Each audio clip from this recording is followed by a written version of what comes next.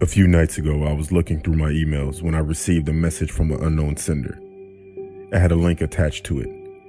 Unfortunately, I clicked on the link, and it showed that I was in a live stream of someone's apartment. It took me a second to realize that it was my apartment. I was being recorded on the live stream. There was a comment section, and I started to read what people were saying. Honestly, it was sickening. They were saying things like, "I can't wait for this cunt to panic," and "please, please make her scream in agony." I felt like throwing up. I picked up my phone to call the police, but it wasn't working. For some reason, I couldn't get a signal. I then tried the landline phone, but that wasn't working either. At that point, I heard a knock on the door. I looked through the peephole to see 3 large men in overalls carrying a blowtorch, pliers, and a hammer. One of them also had it looked like a duffel bag, and what I'm guessing was more tools. I was crying and panicking now, thinking I was about to die. I looked back through the peephole, and as soon as I did, one of them covered the glass with a rag or something, and I started to hear banging and drilling coming from the other side of the door. I was pacing back and forth thinking of what to do. I then opened the window and looked out on the ground. My apartment is on the 2nd floor, so it's pretty high. At this point, the 3 men smashed the door down and ran into my apartment. I quickly climbed out through the window and I hung down. At that point, I heard the men shouting, but I didn't understand what they were saying. It sounded like it was Russian or something. As I was dangling down the window, about to drop, one of them smashed my fingers with a hammer. I screamed and dropped to the floor, and I was unconscious. Thankfully, when I woke up, I was in a hospital and not in someone's basement. 4 of my fingers were completely broken. My ankle was broken, and I had 3 fractured ribs. The police came to talk to me shortly after I woke up. They informed me that I was a victim of the dark web snuff stream. The cameras were planted in my apartment when I was away, and I'm lucky to be alive. I was lucky someone found me on the ground and called 911. This happened to me last week. I'm too scared to go back to my apartment, and I'm currently staying with my parents across the country. When I was 10 years old, I stayed at home by myself for the first time while my parents went out for a date. I was really into horror movies, so my imagination ran wild, so I had every light on in the house. I was scared, honestly, but not so much due to the lights. My parents told me they would be back by 10, so I wasn't really worried. I had food, blockbuster movies to watch, and my favorite game, Manhunt, on my PS2. By the way, this was 2004. It started to get dark outside when all of a sudden a storm hit, and the lights went out. As soon as it happened, I ran into our living room near the front of the house with my flashlight. I was definitely afraid now. I decided to get under the covers on the couch. I tried to fall asleep, but I was so afraid I couldn't.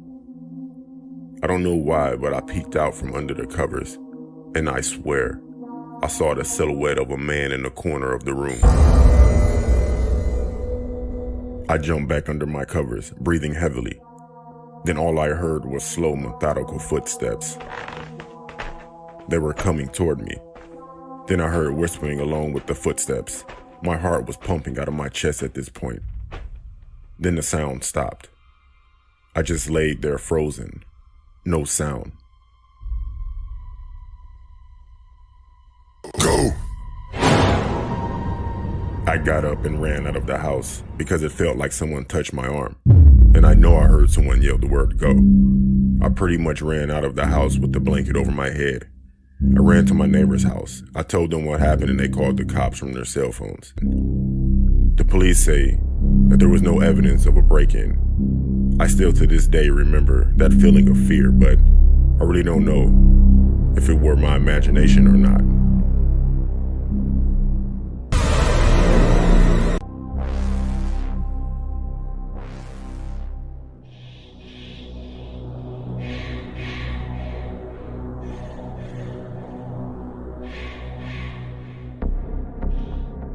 My name is Stan.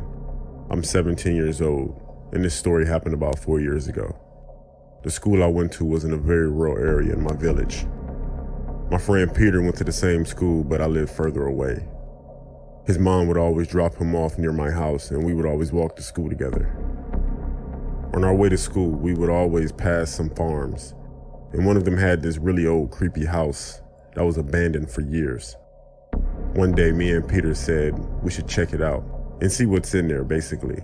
We couldn't go after school because, like I said, Peter lived further away, and his mom needed to get him home. This was also during the winter, so it got dark sooner. So myself and Peter, we came up with the plan that Peter would have a sleepover around my house. And when my parents were asleep, we would sneak out and explore the abandoned farmhouse. It was Friday, and the past few days had been snowing. After school, Peter came to my house. We spent the evening playing video games and looking up creepy videos on the internet, anxiously waiting to sneak out. 1 a.m. rolled around, and we put our coats on and snuck out my bedroom window, which is ground level. We had one flashlight between the both of us, which Peter managed to sneak out of his dad's garage. We walked through the farm fields and made it to the house. Naturally, the first thing we did was try to open the front door, but it was locked. We looked around at a few of the windows, and one of them was smashed open. So we used this as our entrance. Surprisingly, the place seemed rather untouched for how long it had been rumored to be abandoned. It was just covered in dust and had a really strong smell. Not bad necessarily, but it did smell odd. I shone my flashlight to the top of the stairs. I couldn't see anything, but it seemed really eerie up there. And then I heard wood creaking. It kinda sounded like slow footsteps, but I wasn't certain. Peter then said, "We should check upstairs." I told him I'm not going up there. There's probably some maniac up there waiting to kill us. The next thing that happened was the phone rang. One of those really old phones made myself and Peter jump out of our skin. At that time, I didn't think about it, but I thought it was weird of how someone was calling this house and it was abandoned. I picked it up and I said in a nervous voice, hello? For a second there wasn't any response. And then a man spoke on the other end saying, "I'm not a maniac. Why don't you come upstairs and see for yourself?" At that point, loud, heavy footsteps ran across the upstairs room and toward the top of the stairs. Peter and I ran out the farmhouse as fast as we could. We ran out down to the farm. I glanced back to see if there was someone chasing us, but there wasn't. So I told Peter to slow down so we could catch our breath for a second. After taking a better look at the house, one of the upstairs lights was on, and there was a dark figure standing at the window, watching us. I didn't know what to think, and honestly, I was terrified. The light then turned out, and the both of us made our way back to my house. We managed to sneak back inside without making my parents wake up. Peter didn't say much. I think he was too creeped out as to what just happened. And to be honest, I didn't feel like talking either. I was actually quite paranoid that, I don't know, that guy was going to follow us to my house. Thankfully, at least to what I know of, we weren't followed. From that night on, every time me and Peter walked to school, we look at that creepy farmhouse. We can't help but feel someone's looking back at us.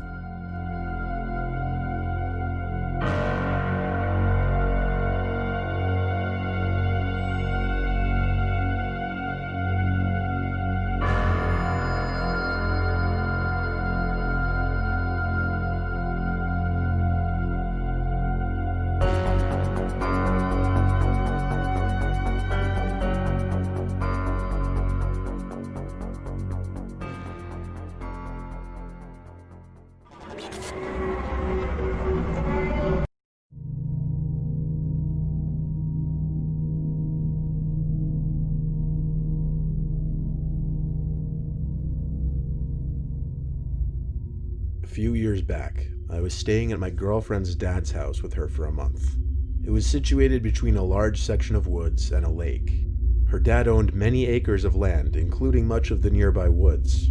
He even had this little, I don't want to say path, but very narrow clearing in the woods that I'd like to walk through to clear my head.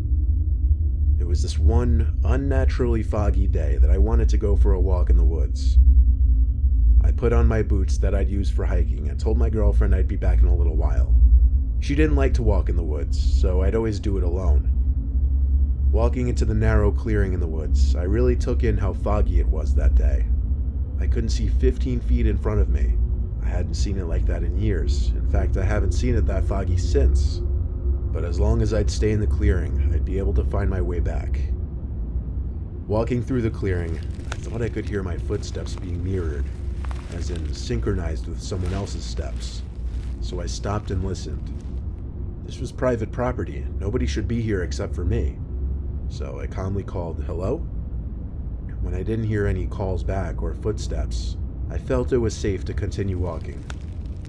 The woods had a very eerie vibe with the thick clouds of fog floating through the trees. Crunches on the floor of the woods from my boots and the sounds of evening crickets was just about all I heard. A calming vibe. Then I heard it. A moaning-like breathing noise, like an old man moaning in discomfort. This time I knew I wasn't alone. It sounded like someone was hurt. I walked towards the noise, concerned, once more calling out, "Hello?" I stopped when I sharpened my senses a little and noticed the figure of a person standing just far enough away in the fog in front of me where I could see their presence there, but that's just about it. Just a really tall figure in the fog. That was the person making the moaning sounds. I crept a little closer, asking if the person needed assistance, but I didn't exactly get a better view. So I walked a little closer, and still, it didn't feel like I was getting any closer to the person. I yelled this time, and the moaning stopped. I took 2 more big steps this time towards the figure, and that's when I realized that no matter how much I walked forward, this person, this figure, didn't seem to get any closer. I turned around and started walking back through the clearing in the direction of my girlfriend's dad's house. I looked over my shoulder about 5 seconds later and swallowed my gum, seeing that the figure now behind was still the exact same distance it had been this entire time. I started running, heart racing, running short on breath rather quickly. And every time I looked over my shoulder, I saw that figure hovering the same distance behind me. And I use the word hovering now, because I eventually picked up on the fact that I couldn't see the outline of the lower part of the figure's legs. It just looked like this floating apparition in the fog. I eventually made it out of the woods back to the yard of the house. I took one last look at the tree line while it was still in sight through the fog, and I saw the person, figure, apparition, whatever I should call it, right by the tree line. I burst in through the back door of the house, slammed it shut out of breath, and when my girlfriend, her dad, and her brother came in response to my noise, I pointed out into the fog at the tree line, telling them someone or something was following me in the woods, no matter how fast I ran. Her dad put on his shoes and went outside with me real quick. I pointed to where I last saw the figure in the woods, and it was gone. He patted my shoulder and told me I had nothing to worry about. With he and I being 2 6-foot dudes, and with the 2 dogs in the house, no one would be breaking in here. I laughed and pretended for a second as if I wasn't mentally scarred for life from what just happened. I'm not one to believe in ghosts or anything of that nature, but this was definitely the closest thing to paranormal I'd ever experienced. It still sends shivers up my spine to this day.